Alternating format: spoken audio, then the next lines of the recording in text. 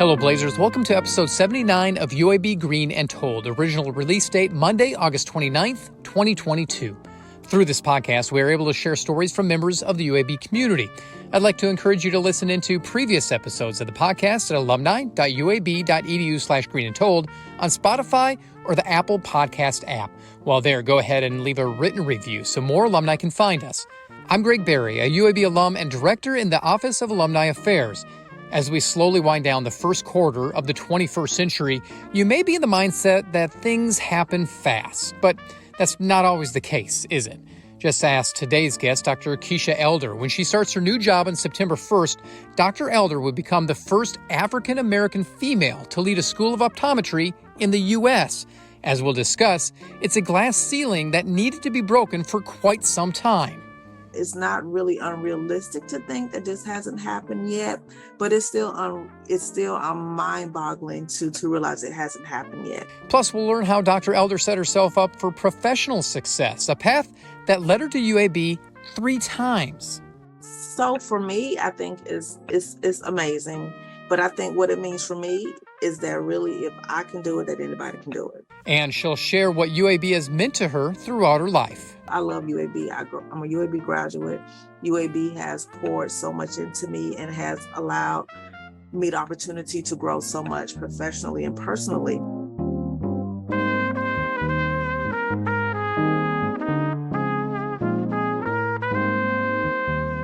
When it comes to having 20/20 vision, it means that your vision is normal or even average. But that phrase doesn't really apply to Dr. Keshia Elder. Sure, she's pretty normal, but she's far from average. As of this podcast release date, Dr. Elder is on the verge of optometric history, set to become America's first ever African-American female to be a dean of a school of optometry. While her future is clear now, that wasn't always the case. No, as a kid growing up in Columbia, South Carolina, optometry wasn't in the picture, but science was. When I was younger, I was always into science and math. I think because of my personality, and I don't like to leave a whole lot of things to chance if possible. I really, really like math because there was a lot less subjectivity. When you wrote an English paper and your teacher had to evaluate and grade you, there was always some subjectivity based on how they liked your style, did not like your style. But with math, 1 + 1 is 2. It's right, it's wrong. I mean, of course, there are really no true absolutes, but what I did like about math was that it was a lot more objective and I had a lot more control over the outcome. So I was always more into the science part of things because I liked that I had more control over my success in that area. You talk about some of the STEM subjects. What kind of support did you receive as a young African-American woman? Because STEM really isn't one of those areas that a lot of females in general go into. When I was growing up, there was really the push to get more African Americans into the STEM fields. So, I mean, I think even without that, my natural inclination was the sciences because that's just how my mind works. But I did actually have the opportunity when I was in high school to attend a Clemson career workshop, which was a workshop geared toward minority students. At the time, it was probably primarily African-American students. And it was a summer program. It was 2 weeks between 2 weeks between sophomore and junior year of high school and 3 weeks between junior and senior year of high school. And the first year, you kind of just do some overall general, topical areas. And then the second year, when you're there for a second time, you're there for 3 weeks, you can kind of pick a topic. And my topical area was sciences and healthcare in particular. So that's actually how I was exposed to optometry because we would have different presentations in a bunch of different career fields. And that's how I was really first introduced to optometry, just randomly through that program that I attended at Clemson Career Workshop. Was there something that drew you to that topic based off of your, childhood days, the family makeup, or was it just a topic that kind of popped out of nowhere? To be honest, I was, when I started Clemson, I was an engineer major. I then changed to math education changed to straight math, and I was going to do math and get certified to teach, and then went back to math education because I thought it would just add an extra semester unnecessarily to do math and then get certified. So, but I was working with the department chair of the math department as an assistant, and the summer before I graduated in December of 1993. And so my last summer at Clemson, I was attending some math conference, because at this point I had decided that I was going to get my master's in actuarial sciences, be an actuary. So I was at this math conference just because I was an assistant, and then we were sitting there and they were talking about n-part-type graphs. And I'm looking around the room and I'm like, you know what, these are not my people. I don't think this is really what I want to do, because I'm an introvert, but I still do like, human connections. So I'm like, what else can I do? So then I started thinking about, the Clemson Career Workshop, some of the different healthcare fields I was exposed to. And then I thought about optometry. And literally, this was the summer of 1993. I thought about optometry. Me and one of my girlfriends, she rode with me. We made an appointment. I drove to Birmingham to visit optometry school. Dr. Adam Gordon was over student affairs at the time. He gave me a tour, and I'm like, oh my gosh, this is amazing. So I literally, after that visit to UAB, which is where I'm actually working right now, decided on optometry, had to take the OAT, the optometry admissions test. I pretty much had one shot. I applied at 2 optometry schools. Fortunately, I'm pretty good at taking tests, so I did well on my entrance test, had really good grades in undergrad, so I got into both schools I applied to, and then boom, here I am, 20 plus years later. But honestly, if it were not for the Clemson Career Workshop exposing me to optometry, I probably would not have known about it, because my mom wore glasses, my dad wore glasses, I didn't wear glasses. We went to the doctor, but I can remember one African-American optometrist in a town where I grew up, Dr. Lonnie Randolph. That's the only one I knew, and he knew my parents, but it just really wasn't anything that was at the forefront. And as I said, at that time, for the high achieving African-American or Black students, we were geared toward engineering, and we were geared toward medicine.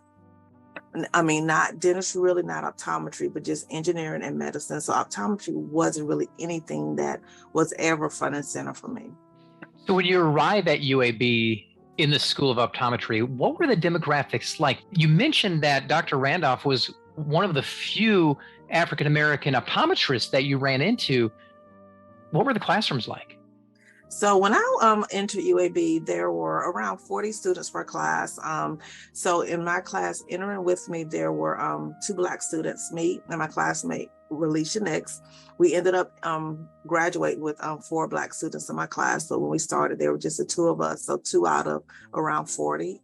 But, that's what I was accustomed to. I grew up in a middle class, Black neighborhood. I went to a school that was a really good mix, but I was in a Black neighborhood. So I rode on the bus with Black kids, but I was always in the higher level classes. So when I would go to school, we would go into our classes. I was always in classes with predominantly white students. So I would be one of 2 or maybe 3 Blacks in all of my classes, and I would have to go to lunch with my friends. And I was always trying to live within different worlds, which made it a little bit challenging growing up, trying to fit in a bunch of very different places. That being said, because I was so accustomed, to being the only one of the only who looked like me in all of my, most of my environments, it wasn't that big of a deal because I was accustomed to it. I went to Clemson. Clemson in 89 through 93 was not very, there weren't a whole lot of minorities there. So, I was in class, like my sophomore year, I received an award for having the highest GPA of math majors at Clemson, not of minority math majors, but of math majors at Clemson. So I was always high achieving academically and was still able to be successful, although in many times I was one of the only or the only one who had my particular demographics. So UAB was just what I was accustomed to. Here you are 25 years after you received your OD from the School of Optometry at UAB. What have you seen for the changes in technology over that quarter century? When I was in school, we wrote on little sheets of paper. Our instructor still wrote on, it wasn't even whiteboards at the time, just the regular chalkboards. We used overhead projectors. When I was at UAB, I actually also got my Master's of Science in Vision Science. So when I did my thesis presentation, I had the little slides. I had to get the little 3.5 the little projector that you would put in the little carousel thing. So I have those little slides, so that's where we were. We had some that we used an overhead projector. A couple of really forward thinking professors were doing some early PowerPoints, but just looking at how technology impacts patient care and how it impacts, teaching now is just phenomenal. I would have never ever thought. I didn't start using email till I was in the military, which means after I was at Clemson, after I graduated from optometry school. I mean, can you imagine someone being 20-something years old and saying they never used email? I mean, it's just crazy to think how things have changed so much in just decades. Now, back in that day, no, I wouldn't be surprised that people didn't touch email until mid-20s, upper 20s. Right. But today, definitely. So talk a little bit about your experience in the military. Here you are in OD. Were you working with optometry patients? What was the hands-on experience like? Yes, so my first, so I was in the Navy for 5 years. So when I graduated from UAB, I had my first set of orders. So I worked for 3 years at the clinic at the Naval Academy in Annapolis, Maryland. So NMCL Annapolis. So I primarily saw active duty patients. There were 2 optometrists in optometry department. So it was me as a junior officer, and then my department chair, Commander Wicks. And we had, I want to say, 3 optometric technicians in our department. We saw a lot of midshipmen, a lot of active duty, primarily Navy and Marine Corps, saw some retirees, and then a very few family members, at times, but it was a very great introduction to optometry. I was able to get a lot of good patient care in, but I think also maybe even more important than my introduction to optometry in the military was my introduction into how I interact with and how I deal with people. Because anyone who has been in the military, who's done some time active duty, understands that the military is not a job, it's a way of life. And so when you are an officer, especially in the military, or a higher level enlisted person who has to take care of people, you don't just interact with them as it relates to their job responsibilities, you interact with them as it relates to their life. So you have to look at your people as whole people and not just as someone who does a particular job for you. So it really makes you a lot more intentional about how you interact with people and just how you view someone as a whole person and not just as someone to fill a spot to do a job. So I think it really set me up for success in how I interact with people, throughout my professional career. What did you do after Annapolis?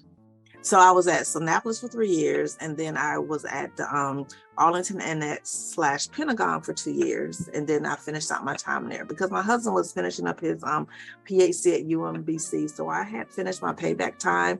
So they allowed me to write a second set of orders. It was 3-year orders, but it was written so that I only had to do 1 year and I could get out after 1 year. But I ended up serving 2 years out of that 3-year set of my second set of orders. And then you got back to lay life, just back to a normal life outside the military.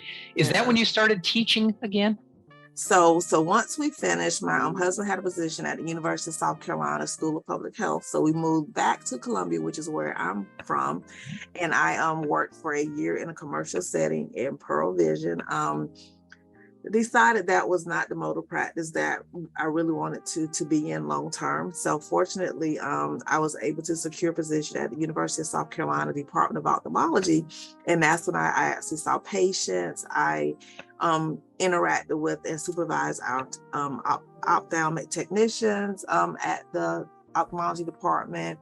I did training with them, and then I worked with the residents, the ophthalmology residents, and would do some training with those students, and then would do a little bit of research with our department chair, Dr. Rich Davis. And that is really how I got my foot back into academia.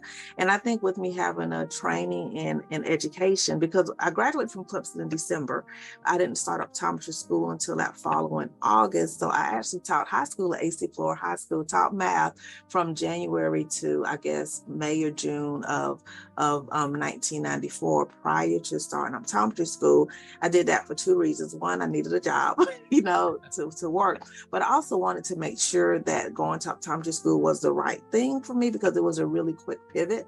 And I wanted to make sure that I didn't go and teach high school math and find out that I really, really love teaching high school math, and going optometry school was not the right thing for me. And it really did affirm that I think I was making the right decision for me.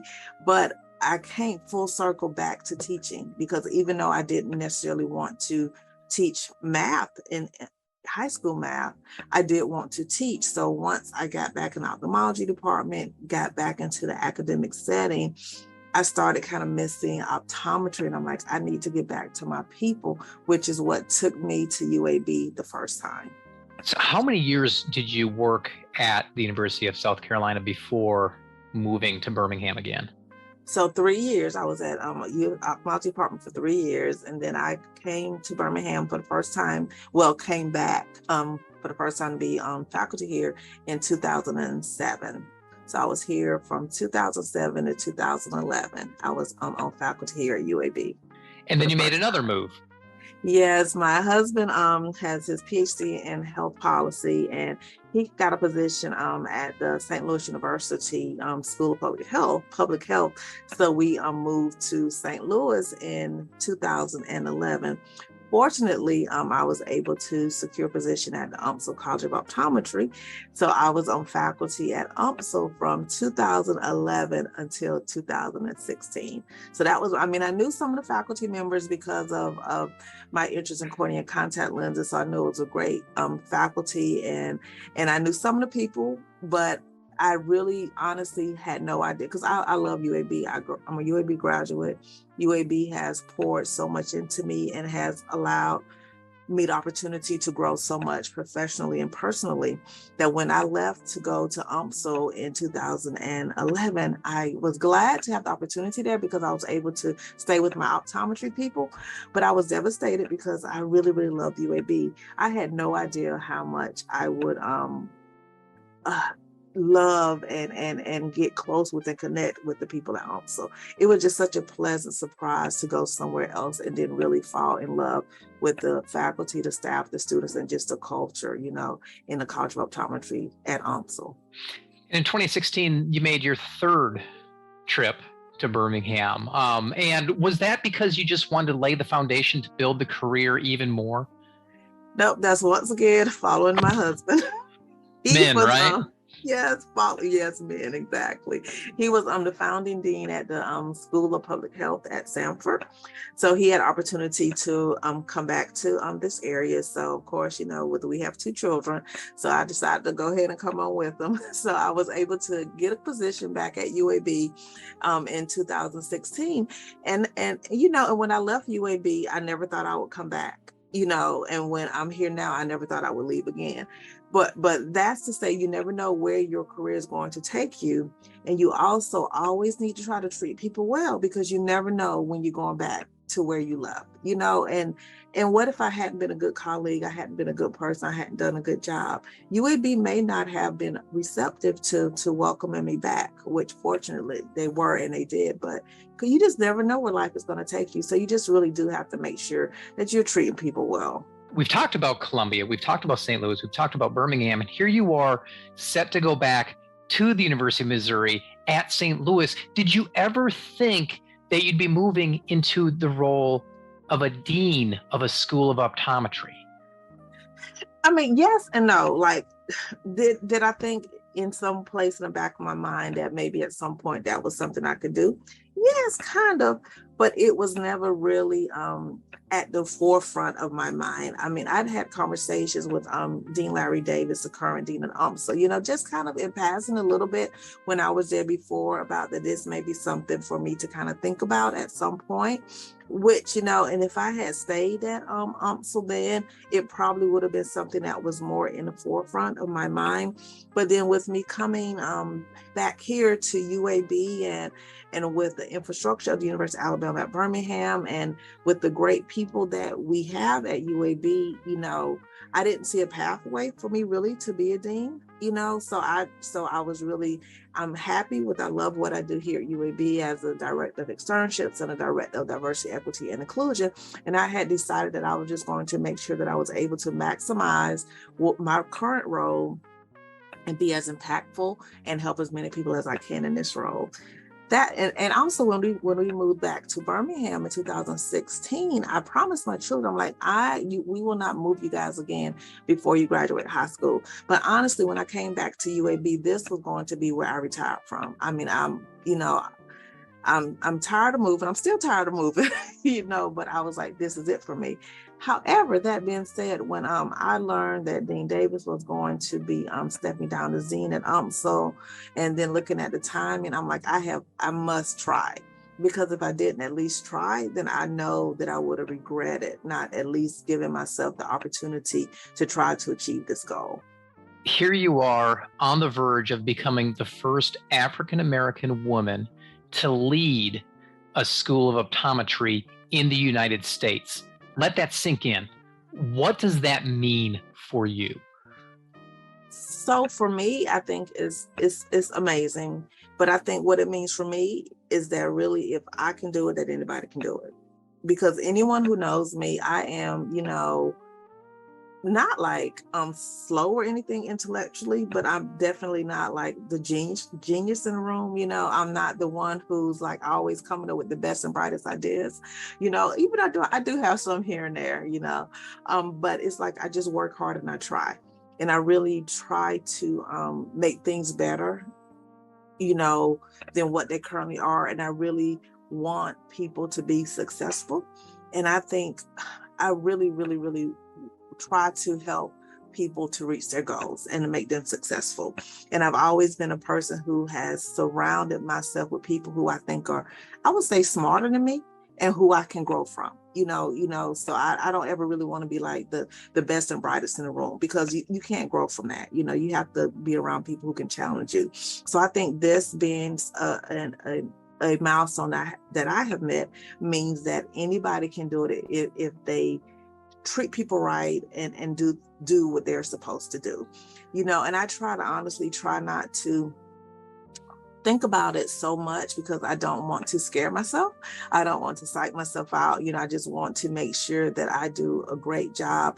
But I do like the fact that me being a African-American Black female with, the name Keshia, so there's not going to be a whole lot of people who are not going to necessarily think that I'm Black, with locks in her hair, so truly, a true woman who's a woman of color who embraces herself in her entirety, I think is great, because that shows all people, all colors, that they can meet their goals, because I'm just a regular person who has met this milestone.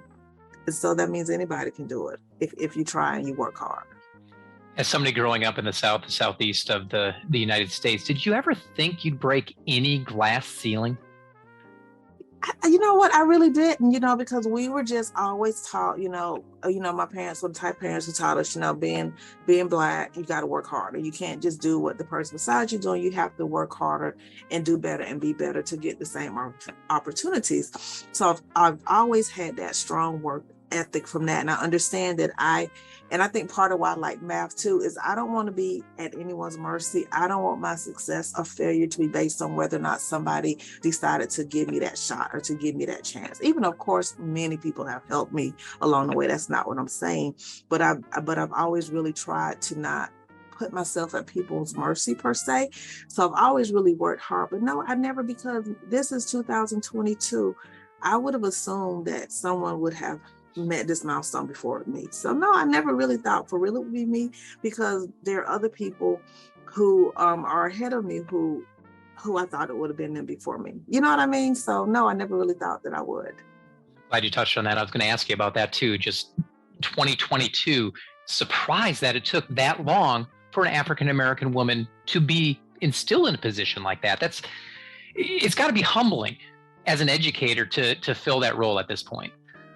It really is. When you look at optometry, as far as there's a small percentage of African Americans who are optometrists, and then a really small percentage of African Americans who are optometrists who are in academia.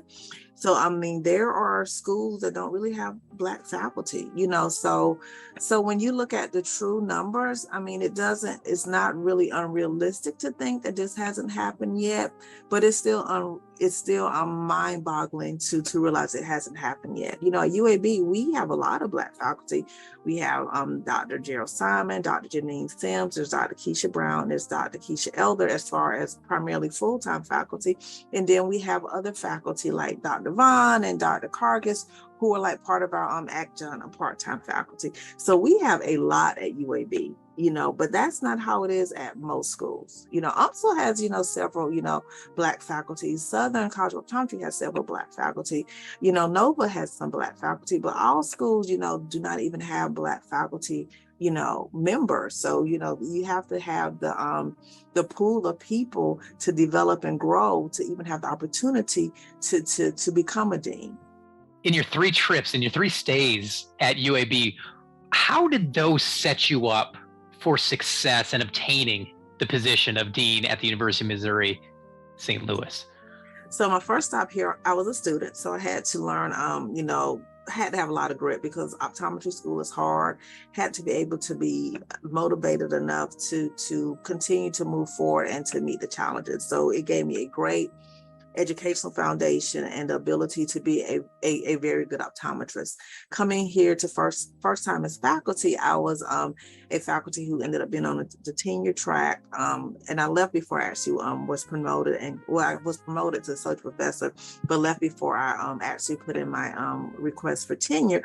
But I did a lot more. I did teaching and clinic, but I also did a lot more research efforts. So I think that showed I understand, and it gave me the opportunity to learn how to make those relationships that are necessary, especially in today's environment, to have this type of collaborative research that we have. So I understand what it takes to form those relationships. And then coming back to UAB, when I came back, we had a different dean. A lot of the faculty had turned over. I'm currently not on tenure track, so I don't do as much research. I do more teaching and patient care and administrative work, but I still understand how everything works. So it is the same UAB, but then a very different UAB. So it has helped me develop more of my administrative skills and my administrative team, but it's also shown me that I can go into the same environment, although it's very different, and I'm still able to connect with people and to make the connections that are necessary to set up others and myself for success. So I just think that being here at 3 different times, at 3 different points in my career, have just fine-tuned and developed me into being the person that I am today.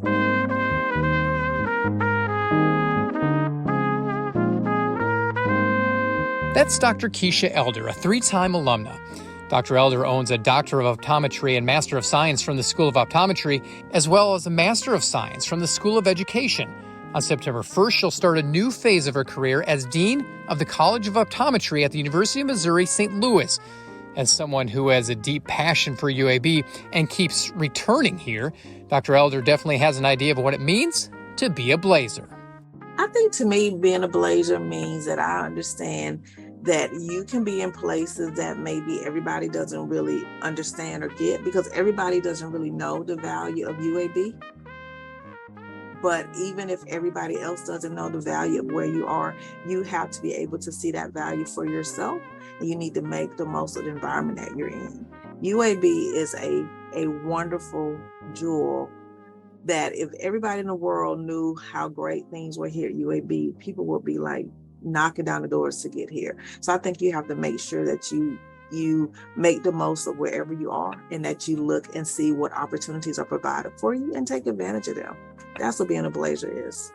Be sure to listen into previous episodes of UAB Green and Told. You can find all of them at alumni.uab.edu/Green and Told.